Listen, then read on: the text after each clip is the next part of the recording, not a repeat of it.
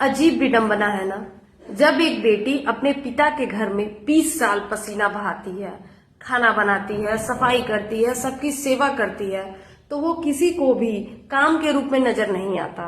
सबको लगता है ये तो उसका धर्म है, उसका कर्तव्य है, वो तो पैदा ही इसीलिए हुई है। लेकिन वही लड़की जब बहू बन के दूसरे के घर जाती है, 2 साल वही काम करती है, तो अचानक से वो एहसान बन जाता है। उसके पति को ये लगने लगता है कि मेरी पत्नी थक जाती होगी।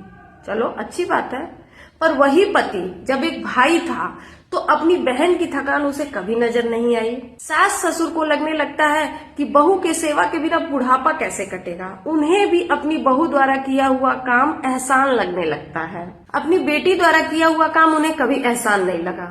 अब बहू को इस काम के बदले में सम्मान मिलता है, हक मिलता है, सब कुछ मिलता है, लेकिन अपनी बेटी, उसे तो पराया धन कह के कन्यादान के नाम पर विदा कर दिया जाता है।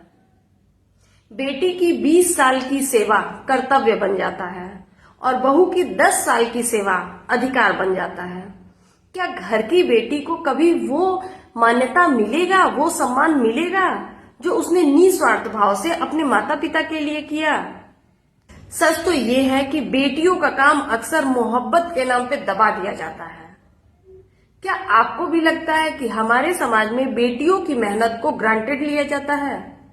अपनी राय कमेंट में जरूर बताइएगा।